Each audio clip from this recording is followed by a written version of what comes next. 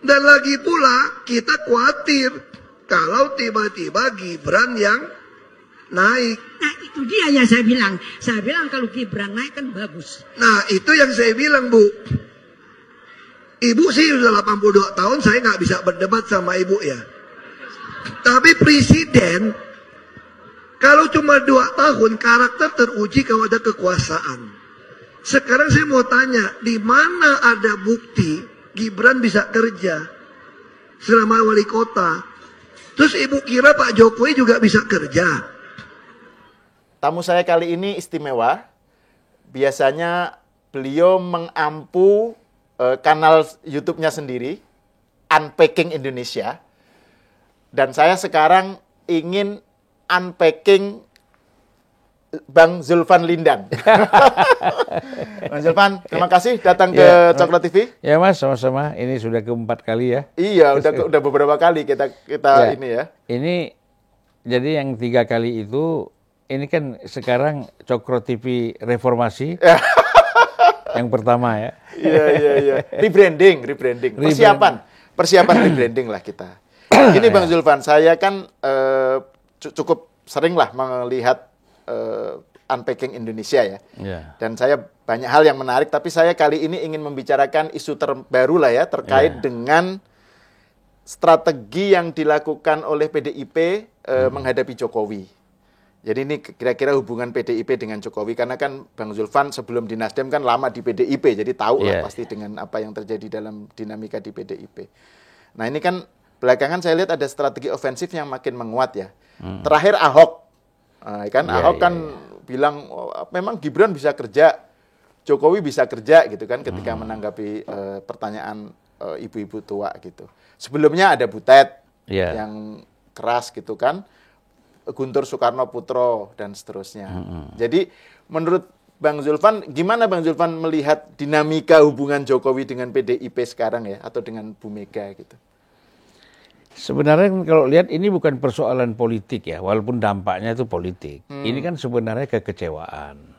Dasarnya kan itu dulu, bahwa harapan yang terlalu besar kepada Jokowi, ya, terutama ya tentulah orang kan biasa kalau sudah ada harapan, ekspektasinya begitu tinggi, ya, kemudian tiba-tiba harapan ini hilang.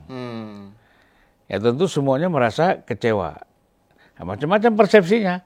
Ada yang bilang pengkhianat, ada yang bilang penipu lah, macam-macam kan isu-isu yang dilemparkan ya. Maling kundang, ya kan, hipokrit, macam-macam lah yang muncul terhadap sikap PDIP terhadap Pak Jokowi.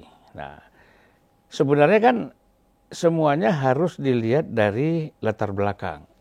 Kita kan jangan lihat di permukaan, kan ada sesuatu yang melatar belakangi ini bisa terjadi, gitu kan? Artinya memang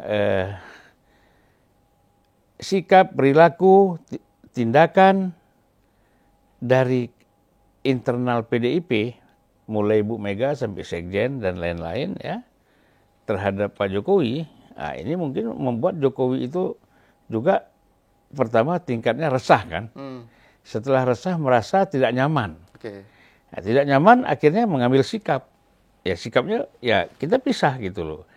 Nah apalagi banyak di kalangan PDIP beberapa orang mengatakan tanpa Jokowi pun mereka bisa menang. Ganjar tanpa PDIP bisa menang, ya kan? Nah ini kan Pak Jokowi seperti tertantang kan gitu. Nah, artinya apa? Ya kan tidak dibutuh-butuhkan banget itu di PDIP ya kan. Ya udahlah kalau saya memang tidak terlalu dibutuhkan, saya pindah ke tempat lain. Sebenarnya di politik itu biasa, bukan hal yang luar biasa. Cuman kan orang selalu Mas Sahal, ini romantisme dibawa ke dalam dunia politik. Ya kan? Sebenarnya kan nggak perlu, gitu kan? Ya udah politik memang begitu. Politik ini ada soft, ada hard. Nah, kali ini kan mengambil posisi hardnya kan, artinya Pak Jokowi mengambil sikap berbeda gitu loh. Mungkin dari yang softnya ini udah nih, nah, akhirnya kan ujungnya ambil langkah yang lebih tegas kan, yang lebih keras gitu. Nah ini menurut saya bahwa sikap-sikap ini hal biasa ya dalam politik. Kalau kita rasional dalam berpolitik itu kan biasa, ya kan? Dan itu sudah terjadi, orang pindah partai, Ya orang di pindah Cokro berubah. pun kita tahu lah kan. Dulu Denny mati-matian dukung Pak Jokowi. Iya, betul. Ada Eko, ada beberapa teman lain Ya, kan. ya. Tiba-tiba sekarang kan ambil pindah haluan kan biasa. Ya, ya. Apa sih yang menjadi masalah? Kan nggak perlu kita bilang dia tidak konsisten, dia ini biasa-biasa aja itu. Jadi kalau menurut saya satu sikap politik yang berbeda yang diambil oleh seseorang itu harus dianggap hal biasa dalam politik, ya kan? Tidak usah. Ya kalau kita memang artinya apa? Kenapa kekecewaan PDIP ini terjadi? Kan ini ada tadi kan harapan. Wah, kalau dengan Jokowi kemungkinan bisa mencapai suara lebih tinggi lagi. Atau hat-trick. Hat-trick Kalau ya. pileknya hat-trick gitu. Iyalah hat-trick dan harapannya suaranya lebih besar. Lebih besar ya. Ya kan gitu. Nah, kemudian kemenangan Ganjar itu lebih, ya saya kira kalau ada Jokowi di situ Ganjar itu lebih mudah lah menang, pastilah. Asosiasi antara Ganjar dengan Jokowi lebih jelas. Lebih gitu jelas. Itu mungkin kalau misalnya Jokowi sekarang ini ikut bersama Ganjar, mungkin udah 60% lebih surveinya Iya, gitu betul, loh. betul. Nah, dengan Jokowi tidak ada di situ, surveinya melorot kan gitu loh. Yang saya khawatirkan kalau kita bicara PDIP pada pemilu sebelumnya itu kan 18% ya. Oke. Kemudian faktor Jokowi menjadi dapat 19, sekian persen.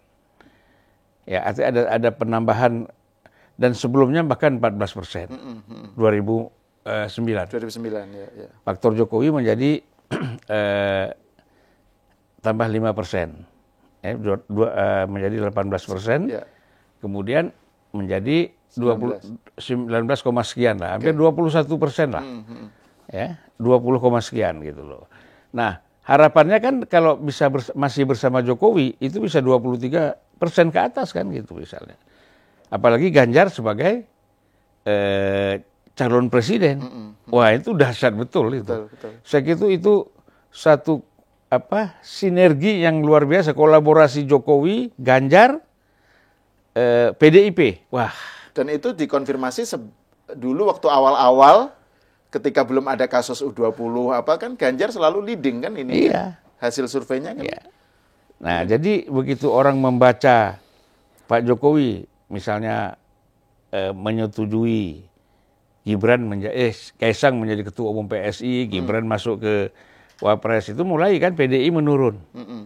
Nah, yang saya khawatirkan kalau tidak dimanage dengan baik, kan kita mengatakan suara fanatik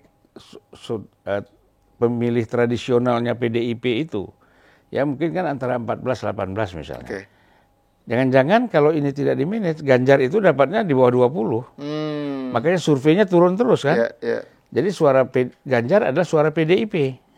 Nah, ini bahaya gitu. Sementara Anies naik terus kan gitu. Iya, betul. Semakin tinggi gitu dibandingkan dengan Ganjar. Nah, jadi kalau menurut saya ditambah lagi dengan tingkah polanya Ahok seperti ini, kan sebenarnya setiap orang bicara, orang mengambil satu sikap politik, itu kan harus dilihat dampaknya apa. Jangan asal ngomong. Iya. Ya kan? Sudah berapa kali termasuk Puan mengatakan tidak perlulah nyerang pribadi presiden. Bahkan Ibu Mega juga tidak setuju melakukan penyerangan secara pribadi ya. Menyebut nama Jokowi gini-gini. Ini Ahok langsung begini. Iya. Gitu loh. Nah. Dan ini lagi soal bisa kerja atau enggak gitu loh. Nah. Soal yang sangat Ini Ahok ini di mana-mana si malakama. Di mana-mana dia ini si malakama. Jadi orang-orang yang katakanlah tidak suka kepada Pak Jokowi, kalangan Islam moderat misalnya, masih ada yang tidak suka sama Jokowi, apalagi Islam yang kanan gitu ya, nggak suka sama Pak Jokowi. Lihat Ahok seperti ini, mereka malah bisa simpati ke Pak Jokowi juga. Karena apa? Karena sudah ada case waktu pemilihan gubernur dulu, Ahok ini penista Islam. Tuduhan dituduh penista Islam. Penista Islam. Jadi dia udah ada stem itu Iya, gitu loh. iya. Nah, jadi sebenarnya ini Ahok ini saya nggak yakin ya apa yang disampaikan oleh Ahok, apa yang dia ngomongkan terhadap Pak Jokowi itu atas kendali PDIP pasti ada. Ini bola liar aja. Kan dia menjawab pertanyaan Ya, sebenarnya kan. itu bola liar nih. Nah, jadi kalau menurut saya PDIP harus stop. Ya. Ahok harus stop bicara. Nggak mau stop, keluarin aja dari PDIP. Merugikan kok. Iya. Apa untungnya dia ngomong begitu? Coba dari segi apa untung? Mas Al kan bisa tahu. Iya. Ya kan? Kalau kita orang politik, dari segi apa dia mengucapkan itu ada keuntungan buat PDIP dan Ganjar? Ya nggak ada, merugikan pasti. Dan itu diungkapkan last minute lagi kan, menjelang hari Iya, H gitu loh. makanya. Sementara kan kita ini kemarin sudah agak kondusif dari hasil debat capres yang begitu bagus. Tiba-tiba muncul Ahok dengan begini, wah ngomong yang aneh-aneh lagi. Nah menurut saya inilah. Jadi politik itu gini, pemahaman orang terhadap politik itu rendah. Ya, Ahok merasa karena dia pernah jadi calon gubernur, pernah jadi anggota DPR, dia ngerti politik, dia nggak ngerti politik ini. Hanya dia pernah mendapatkan jabatan-jabatan di institusi politik. Apa dia mengerti politik? Ya nggak ngerti. Kalau dia ngerti politik, dia nggak ngomong seperti ini gitu loh. Nah itu menurut saya. Jadi ya PDIP ini harus kembali melakukan koreksi ya terhadap kader-kadernya atau orang-orang yang ada di dalam partai yang nyelonong seperti ini gitu loh. Misalnya kan gini, kita lihat pidato Bu Mega di GPK. Sebelum Bu Mega pidato kan dia bilang saya diminta oleh Mbak Puan, diminta oleh Mas Nanan supaya sabar Bu, kan gitu. Tapi akhirnya Ibu Mega nggak sabar juga. Ya, artinya begini, seorang ketua umum partai yang punya pengalaman, ya, kemudian menghadapi problem-problem yang sangat besar ini pemilu ini. Di depan mic ada emosi lagi, pasti dia, kalau saya lihat sih masih terkendali lah. Ibu Mega itu masih terkendali ya. Jadi dan nggak pernah menyebut nama loh. Ya. Mega itu maksudnya nggak pernah nyebut Jokowi gitu. Nggak pernah. Prabowo nggak nyebut Prabowo, Gibran, Jokowi nggak ada. Karena dia udah senior benar nih, ya kan? Gitu loh, maha guru politik kan. Jadi nggak mungkin. Kalau Ahok ini kan orang baru belajar politik.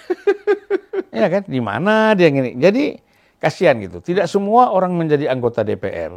Tidak semua orang menjadi mantan anggota DPR atau mantan gubernur itu pasti paham politik. Enggak. Satu contoh ya, saya kasih contoh. Misalnya Pak Muldoko. Dia kan seorang jenderal. Dia seorang politisi. Dia seorang pejabat di lingkaran istana. Ngomongnya kan salah. Iya kan? Apa yang saya maksud salah? Ngapain ngomong saya prajurit siap di depan menghadapi kampus ini, profesor. Ngapain? Ya biarin aja itu berjalan gitu loh. Ya kan? Nah ini blunder gitu loh. Jadi buat saya statement Pak Muldoko kemarin itu blunder buat Pak Jokowi. Kemudian Ahok ini blunder buat PDIP dan Ganjar. Nah ini nggak boleh terjadi dalam partai politik, ini nggak boleh. Nah kalau kita kaitkan dengan yang ini soal strateginya PDIP ya Bang ya. Kan kalau kan banyak yang bilang bahwa strategi ofensif PDIP kepada Jokowi itu menurunkan elektabilitasnya Ganjar kan. Suaranya Ganjar menurun dan ada migrasi pemilih Jokowi ke Prabowo gara-gara serangan strategi ofensif itu. Nah, padahal kalau dilihat visi misinya Ganjar Mahfud itu kan banyak yang menunjukkan keberlanjutan dengan Jokowi kan, malah ya keberlanjutan tapi lebih baik gitu loh, lebih Indonesia unggul. Perbaikan gitu.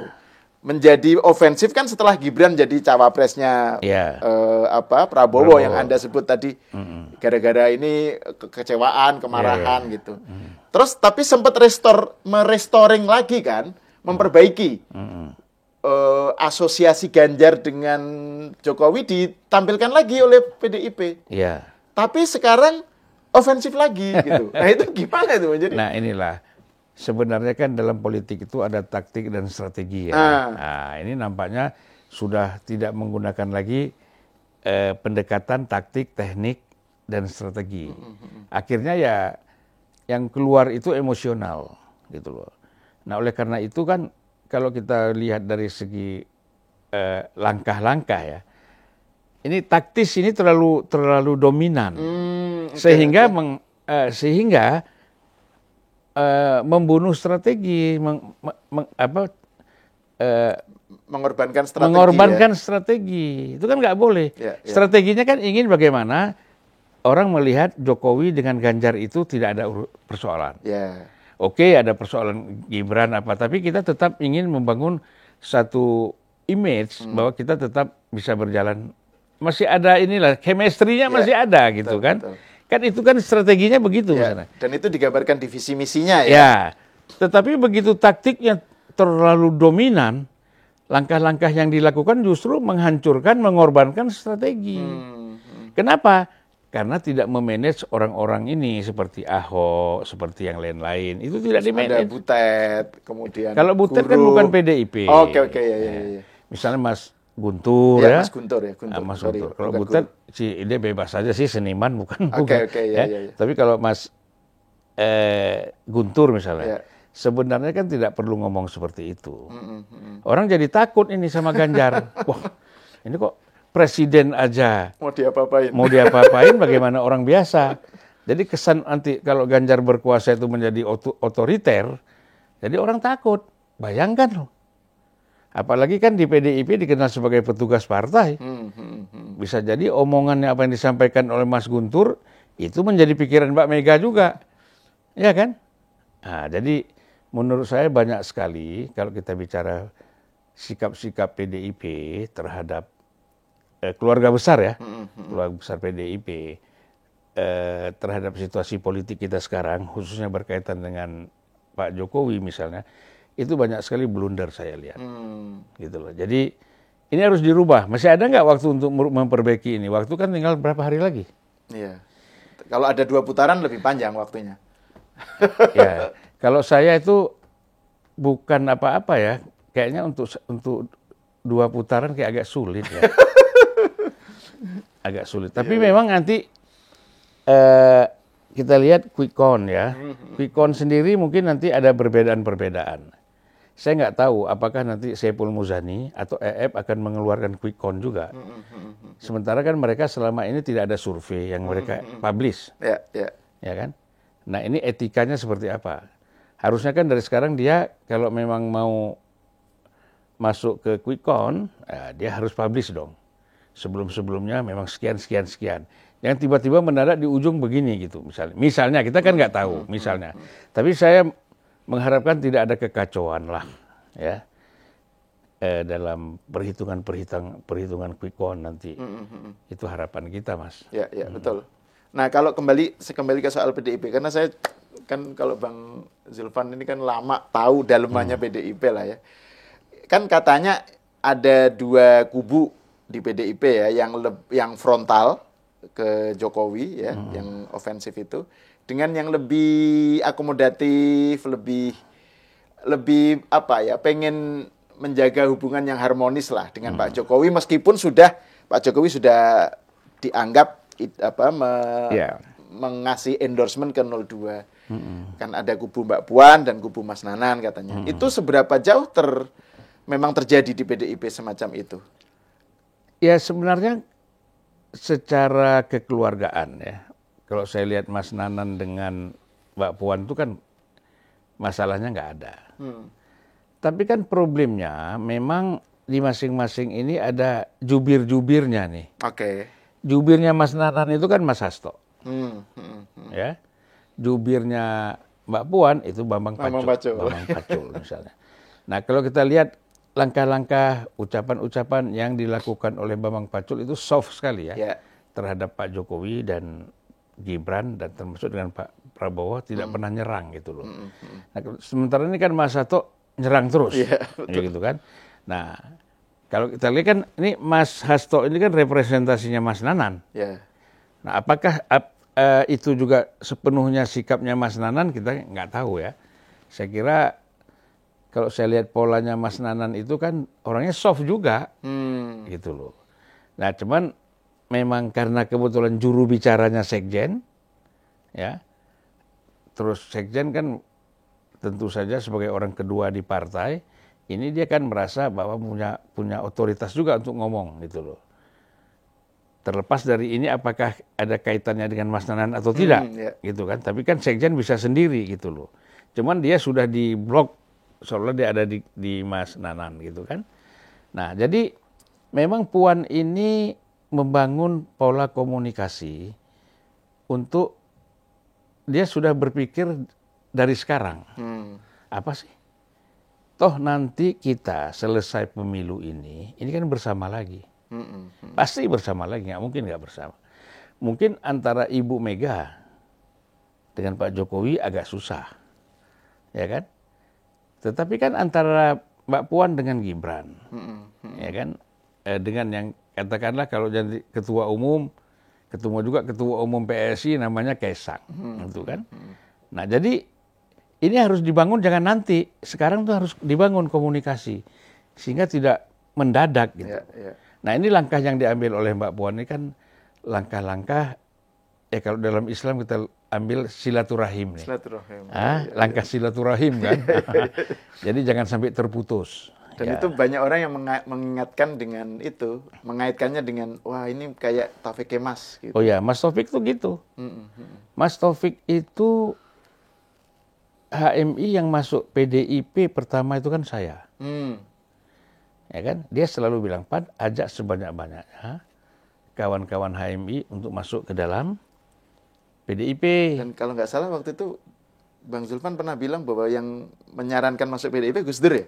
Ya. Bang Zulfan? Iya, kalau saya ya. Setelah dari PBHMI gitu kan. Ini karir Bang Zulfan ini memang luar biasa. Ketua PBHMI, terus PDIP, gitu, terus Nasdem gitu. Sorry, saya yang memotong. Gimana? Iya.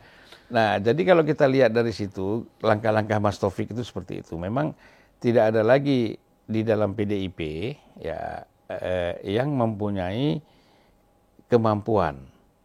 Ini kan masalah hati ini. Tidak melihat perbedaan itu sebagai satu masalah. Mas Taufik kan itu gitu, siapa aja. Ya kan? Apa aja latar belakangnya, kita ajak kita bersama-sama. Dia selalu bilang, power is sharing. Kekuasaan itu harus dibagi. Harus ada share-nya, nggak bisa kita mau semua sendiri. Nah, oleh karena itu dia mengajak semua. Karena dia merasakan sekali bagaimana PDIP merasa sendiri ketika sidang umum MPR pemilihan presiden yang Megawati kalah sama Gus Dur. Kayak kasus poros tengah itu ya. Kasus poros tengah, ya kan, Golkar segala macam. Nah, Mas Taufik setelah itu menyadari betul bahwa nggak bisa. Walaupun agak berat ya, agak berat waktu itu. Saya sendiri meyakinkan Mas Taufik bahwa perlu membangun komunikasi dengan P3, dengan PBB apalagi waktu itu yang di depan tuh Ahmad Sumargono kan. Itu belum Yusril itu ya? Sudah. Oh sudah. Tapi yang di depan Ahmad Sumargono. Bicara kan Kisdi kan dia paling depan tuh bicara. Kalau ada pertemuan-pertemuan kan. Ada juga Hamdan Zulfa ya, waktu itu sekretaris praksi kalau saya nggak salah ya. Nah jadi kita mencoba menyampaikan kepada Mas Taufik, Mas kita harus sering komunikasi. Akhirnya saya beberapa kali membuat pertemuan-pertemuan ya antara tokoh-tokoh P3, waktu itu almarhum Ali Marwan Hanan, Bahtiar Hamzah, ya, yang tokohnya waktu pada masa itu. Kemudian PBB Pak Ahmad Margono, ya Hamdan Zulfa, Pak Yusril waktu itu nggak tahu saya sibuk apalah, pokoknya jarang ketemu. Mungkin dia pribadi langsung ke Mas Taufik ya, kalau Mas Yusril ya. Kemudian PAN, Hatta Rajasa misalnya, itu kita sering rutin itu, seminggu sekali kumpul ya. Walaupun waktu itu Mas Taufik masih curiga, ini kumpul-kumpul tujuannya buat apa? Akhirnya muncullah ada Bulog Gate. Nah di situ tim Bulog Gate ini agak berbeda dengan Mas Taufik. Karena Mas Taufik waktu itu tidak mau Gus Dur itu diturunkan, dilengserkan. Sementara kawan-kawan Bulog Gate kan lain lagi. Sebenarnya kan walaupun kalau dilihat tidak ada upaya Bulog Gate itu untuk melengserkan Gus Dur. Hanya ingin meluruskan saja secara hukum ya bahwa ada enggak apa yang dituduhkan itu soal Bulog Gate ini kan aliran uang dan macam-macam itu. Nah, lagi kajian-kajian ini Gus Dur kan mungkin ada yang kasih masukan emosional segala macam. Biasa di dalam orang-orang yang ada dalam Bulog Gate ini mungkin sidang belum kita tutup udah nelpon Gus Dur kan. Laporan gitu. Gus Dur kan dengar-dengar begini panas kan. Nah, jadi Gus Dur itu sebenarnya kasus hukumnya belum selesai, tapi proses politiknya menyelesaikan karena soal dekret pembubaran DPR itu. Jadi menarik memang kalau saya lihat satu pola langkah yang dilakukan oleh Puan itu ya dengan tetap ingin berkomunikasi dengan Pak Jokowi, dengan siapapun lah, dengan Pak Luhut, dengan siapa orang-orang dekat Pak Jokowi. Saya kira politik itu harus cair, ya kan? Hati boleh panas, pikiran harus dingin. Jangan semuanya panas, jangan hati panas, pikiran panas. Kacau kita, nggak terkendali. Nah, ini saya lihat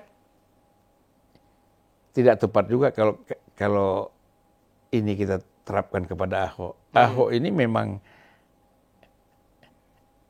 hatinya, kalau kita bilang, mungkin nggak ada hati, nggak ada pikiran. Jadi keluarnya aneh-aneh aja. Iya. Nyerang sana, nyerang sini, ini. Iya kan? Jadi ya makanya itu. Jadi sekarang rame di medsos ini, hari-hari ini nih. Ya. Nah terus Bang Zulfan, ini pertanyaan. Ya cepatlah Mas keluarkan ini biar clear ya. Iya makanya.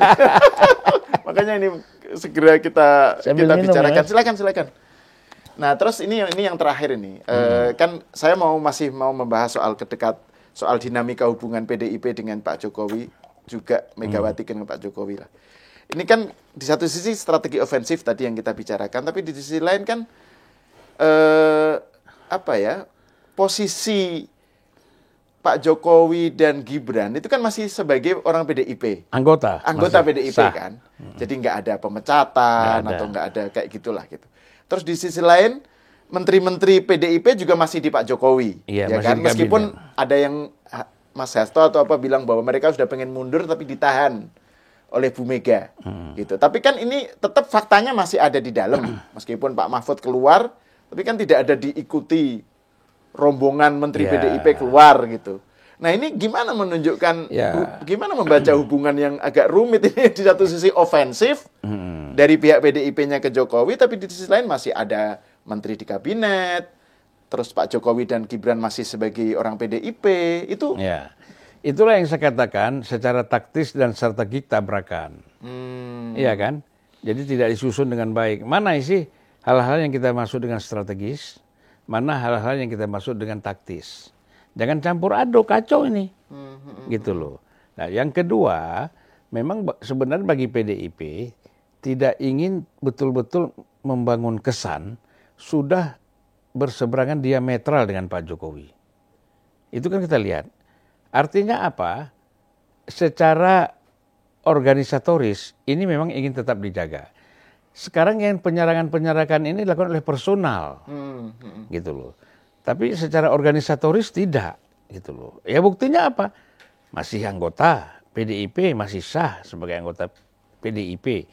Dan terus terang saja tidak mau menarik menteri-menteri yang ada di dalam kabinet Pak Jokowi. Itu kan ingin membangun kesan bahwa kita tidak diametral nih. Tidak konfrontatif benar dengan Pak Jokowi gitu loh. Arti memang ingin menjaga ada sisi-sisi yang satu saat bisa dibangun kembali hubungan itu menjadi harmoni gitu loh. Sebab kalau enggak ya udahlah kita ambil frontal aja. Tarik menteri semua. Pecat Jokowi dari PDIP, Gibran dari PDIP. Kan itu tidak dilakukan. Ini yang maksud saya bahwa masih ada tersisa ya seberkas cahaya. Ya kan? Masih ada titik-titik cahaya. Walaupun kan kalau kita ambil ini titik hitamnya lebih banyak, tapi masih ada titik-titik cahaya untuk rekonsiliasi, untuk komunikasi, untuk bangun silaturahim lagi gitu loh. Jangan terlalu putus. Karena kan begini, kalau di dalam pepatah itu kan mengatakan, janganlah engkau terlalu memuji dan berlebihan menyenangi seseorang, nanti pada satu saat kau akan berbeda dengan dia. Dan jangan juga kau terlalu senang, kau membenci seseorang itu berlebihan. Nanti satu saat kau akan kembali berteman dengan dia. Itu kalau nggak salah hadis. Bukan, itu Imam Ali. Ya? Imam itu Ali. Imam Imam Ali. Ali. Jadi Imam Ali kalau di Syiah kan disebut hadis. hadis, ya. Kalau di Syiah disebut hadis. Kalau di Sunni kan pepatah jadinya. Ini saya bicara dengan mantan ketua PBHMI, jadi orang Aceh lagi. jadi wacana keislamannya kental. Jadi ya, saya kira itu poin yang menurut saya inilah ya, mencintai atau membenci itu ya sewajarnya. Wajarnya, gitu Mas. Itulah jadi, nah itu masih ada.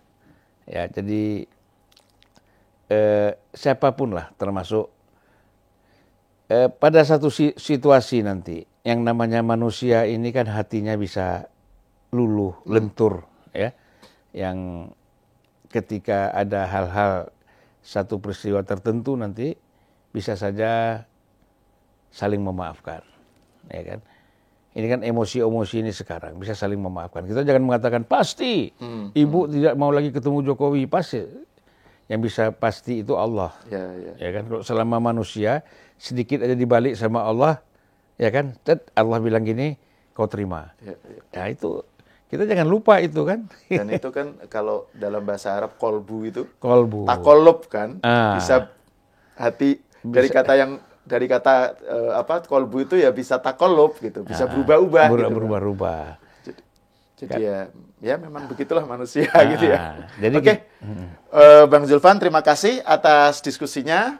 Pemirsa, sampai di sini dulu. Kita berjumpa lagi di episode selanjutnya.